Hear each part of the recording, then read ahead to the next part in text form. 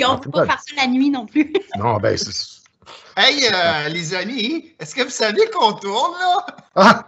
Hey, bonjour, Ian! Hey, salut, Ralph. Je pense qu'on va l'utiliser. On va l'utiliser. Ouais. Oui. Alors, on est encore de retour.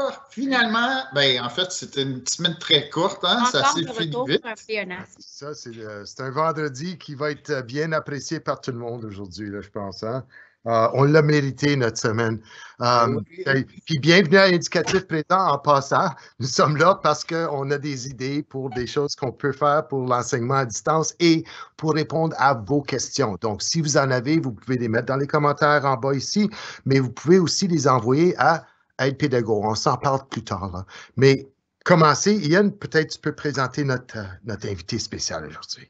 Absolument. Alors, on a Mylène Brassard, vous allez la reconnaître parce qu'elle était sur notre émission il y a quelques jours, en fait, la semaine dernière. Et on est vraiment contents. Ben oui, c'est ça, exactement. Puis là, apparemment, il y a comme un nouvel outil de maths en ligne, puis ça fait fureur, puis tu es là pour nous en parler. Oui. Alors, le site s'appelle Zorbit. Laisse-moi te partager. Laisse-moi te montrer. Oui, je veux voir ça, là. Okay. Alors, Zorbit, là, je suis dans le... Alors, pour y avoir accès, c'est super facile. Zorbit dans Google, on se trompe jamais. Alors, ça, c'est la page d'accueil. Très rapidement. Si vous n'avez pas déjà un compte Zorbit, on s'inscrit avec le bouton bleu et puis on suit les étapes. Ça prend 24 à 48 heures à avoir un compte, mais c'est gratuit. Je peux le partager avec tous mes élèves. Ça vaut vraiment le peu de temps d'attente. Quand je me connecte, je tombe sur la page... je peux me créer des classes et je tombe sur ce qu'on appelle le dashboard de l'enseignant. Là, petite mini parenthèse, gardez en tête que le jeu qui est disponible à l'enfant est en français, mais que le dashboard, tout ce qui est la coquille, le contenu, est présentement seulement Donc, l'interface pour le prof, là, pour créer des choses et tout ça, c'est en anglais, mais l'interface pour l'élève, c'est en français. Exactement, mais pour l'instant, parce qu'éventuellement, leur plan de match, c'est de tout traduire. Et ça nous fait drôle. Ce qui est le plus important, c'est les élèves, pas les profs en ce moment. Exactement, exactement. Ah, alors là, la possibilité, c'est que dans le roster, et pas dans le rooster, je peux aller créer mes élèves. Oui. Et là, ça va générer le username et le password que je peux partager avec les enfants. Quand ça, c'est fait, dans les contrôles du jeu, je peux aller assigner des galaxies. Je peux aller assigner, par exemple, à Mylène, qui est en 2e année, la galaxie de première année parce qu'il y a des contenus qui sont plus difficiles et qui ne sont pas encore acquis. Je peux aller choisir les planètes. Chaque planète représente un domaine mathématique. Alors, je peux aller ouvrir une planète en particulier ou je peux aller fermer plusieurs planètes et rendre seulement ce qui est accessible. Fait que ça, c'est super intéressant. Et puis, dans chaque bulletin, on doit faire 4 des 5 planètes, c'est ça? Oui, exactement. Et en parlant de bulletin, gardez en tête que la plateforme est construite avec les contenus du curriculum ontarien. Alors, c'est en lien avec ça, c'est super. Ouais. Oh là là. Vendu. Vendu. Ça prend 2. Et là, dans le bouton Assignment, je trouve ça difficile à dire quand même. Assignment. Je peux aller créer un focus sur qu'est-ce que je veux que l'enfant travaille. Alors, de la plateforme de l'enfant, alors ici, je prends le rôle d'un enfant. Tu vois le petit point d'exclamation, ça me dit « Madame a créé un assignment ». Alors, je peux commencer par là. Alors, ça me dit « Voici ce qui se passe, voici les devoirs de la semaine ». Je peux aller cliquer. Et là, du côté enseignant, ce que j'aime énormément, c'est que je peux aller voir le progrès. Qui s'est branché au devoir, combien de temps est-ce qu'il a été passé, quelle est la performance, puis quelle est la progression. Alors ça, c'est vraiment, vraiment bien. Sinon, qu'est-ce que je peux vous parler? Ah, ça, c'est un de mes boutons préférés. Alors, ça, c'est toute la planète, c'est toute la galaxie de la première année. Alors, lorsque les élèves vont l'avoir exploré, on va voir des pastilles de couleurs qui vont apparaître et qui vont représenter est-ce que l'enfant a besoin d'aide dans ce concept-là? Est-ce que l'élève a ça va, mais est-ce que c'est complété?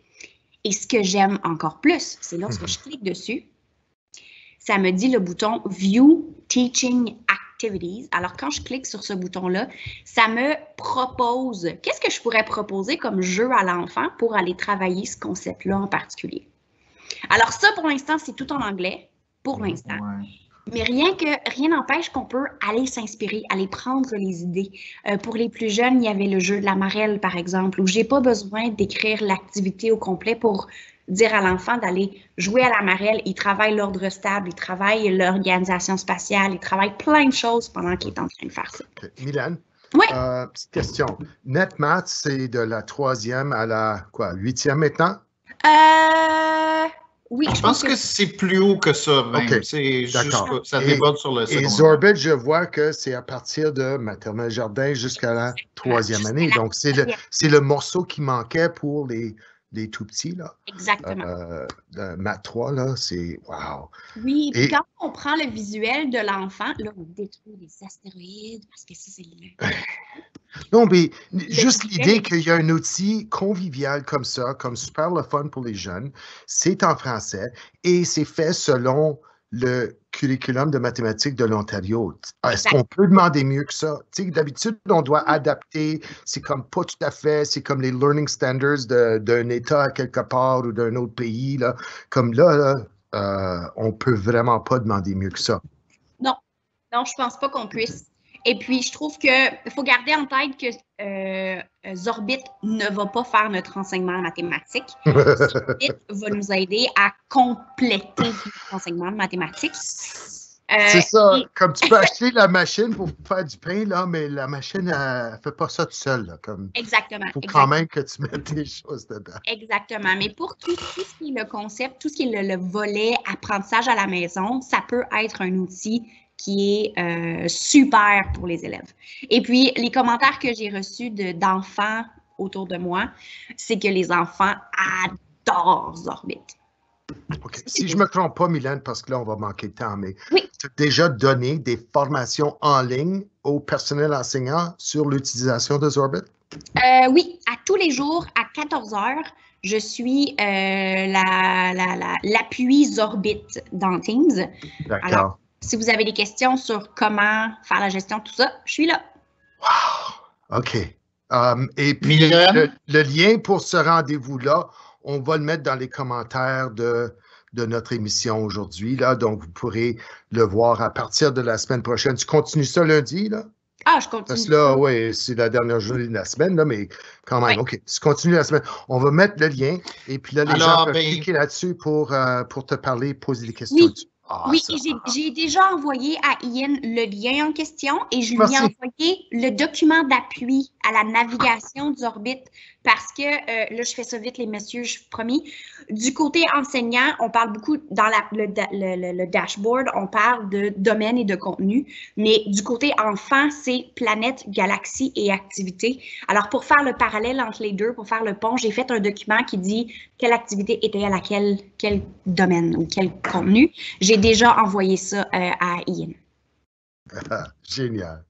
Merci je vais m'assurer, beaucoup. Ralph, de mettre ça dans la description de la vidéo, directement dans la description. Alors, Mylène, c'est bien apprécié d'être venu nous parler de ça.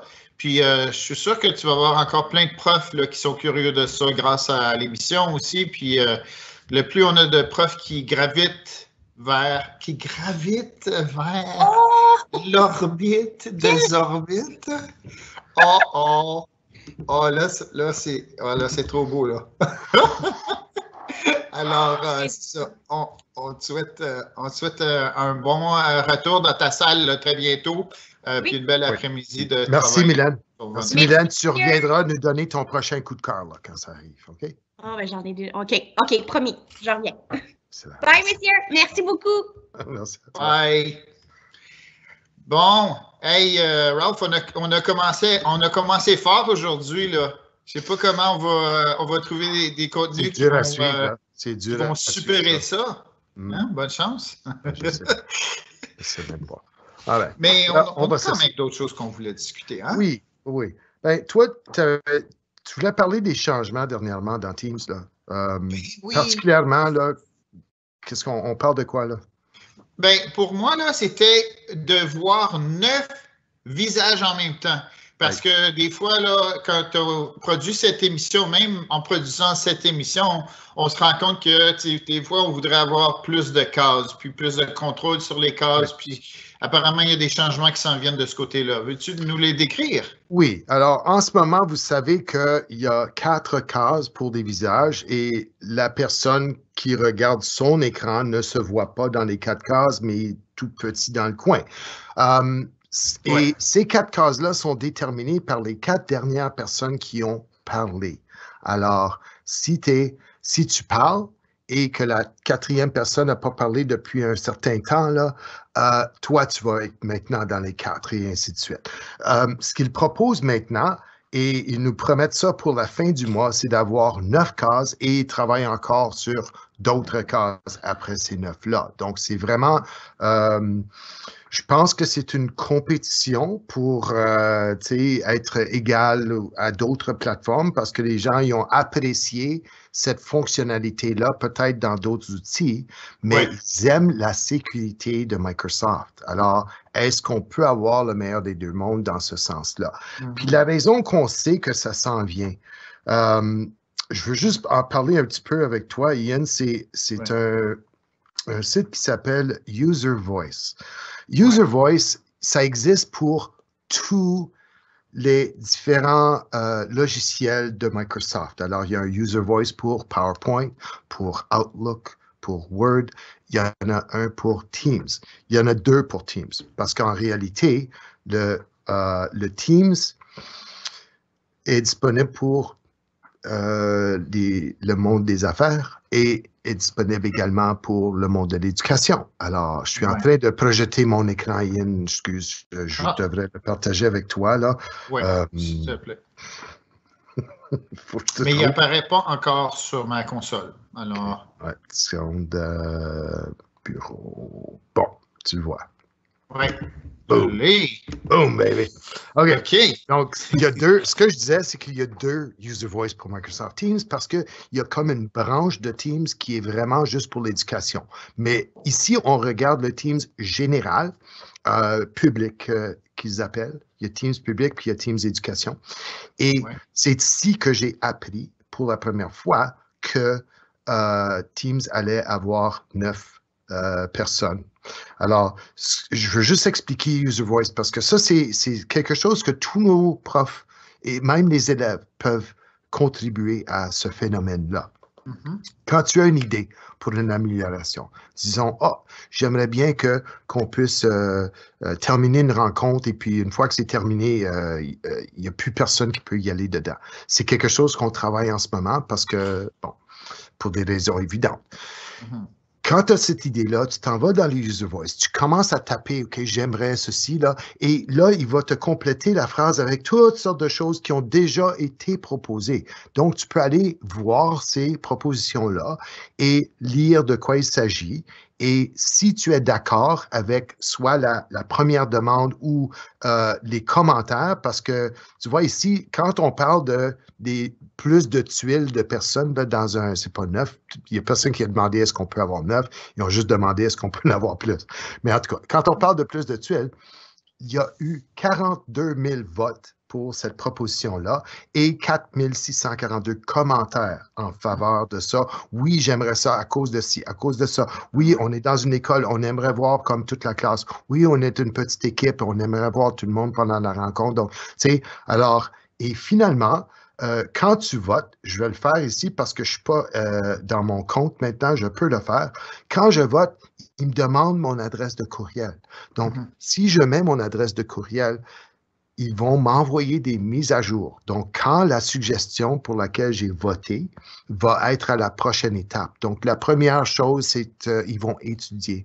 La deuxième chose, ils vont dire, OK, on est en train de travailler là-dessus, working on it. Puis la troisième chose, ils sont dans un phase test. Et puis, la dernière phase, c'est ici. Great news. Ils annoncent que c'est prêt. Et à quel moment est-ce que ça va être lancé? Alors ici, 9 participants simultanément, fin du mois d'avril. Et en parallèle, on continue d'essayer d'accroître la limite de nombre de personnes qu'on peut avoir en même temps.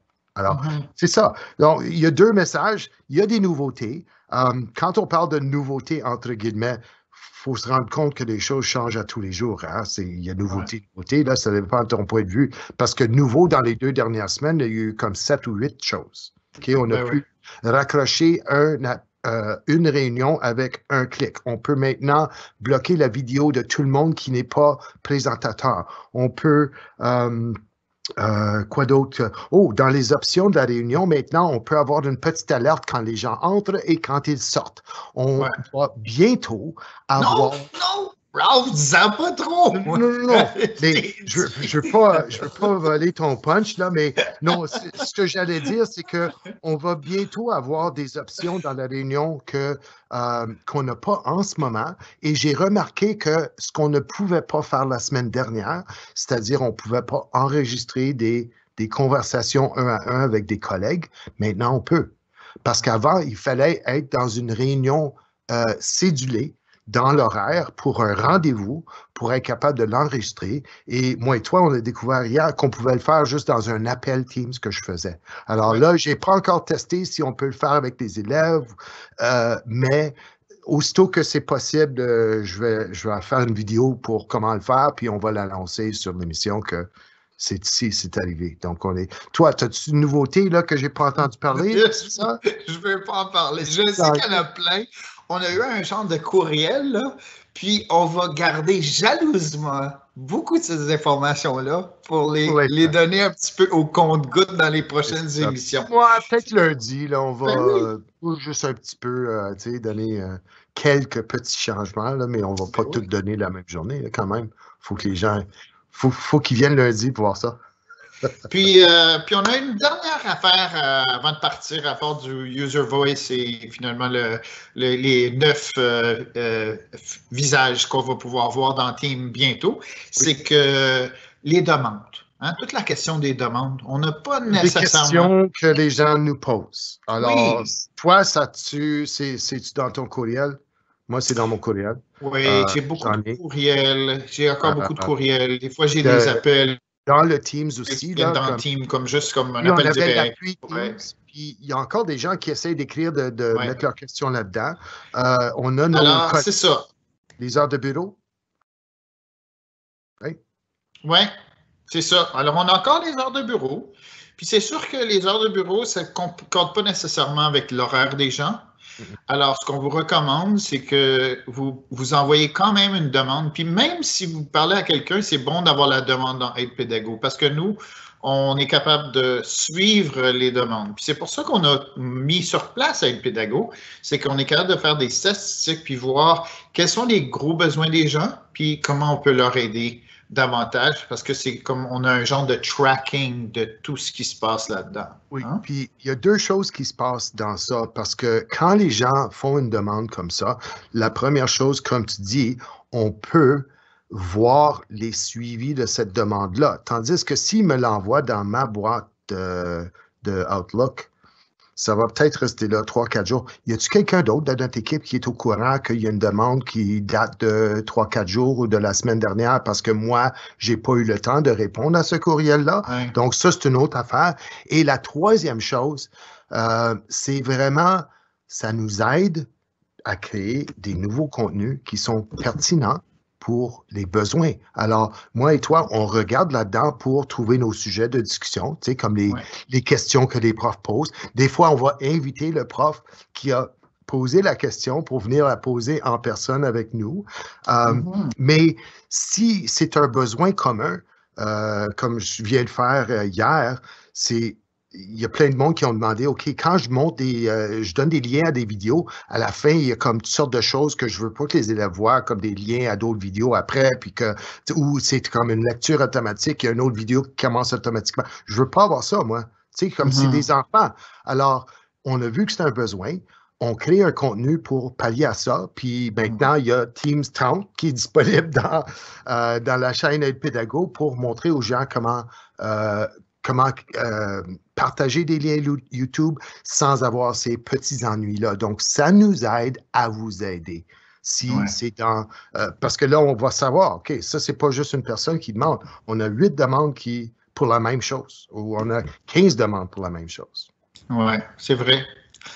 Alors, ben, c'est tout pour notre émission, Ralph. Puis là, ben, on est en mesure de souhaiter une excellente fin de semaine à tout le monde. Bien mérité, bien mérité. Et la semaine prochaine, c'est la première semaine de 5 jours là, depuis qu'on a commencé à faire ça. On était chanceux. On a une semaine de 4 jours, une fin de semaine de 4 jours, une autre semaine de 4 jours. Là, on a 2 jours de congé et 5 jours de travail. Alors, je souhaite un bon repos en fin de semaine pour tout le monde. Là. Revenez frais, dispo lundi là, pour continuer le travail auprès des élèves. C'est ça. Merci. Alors, à lundi. Et à lundi. Hein.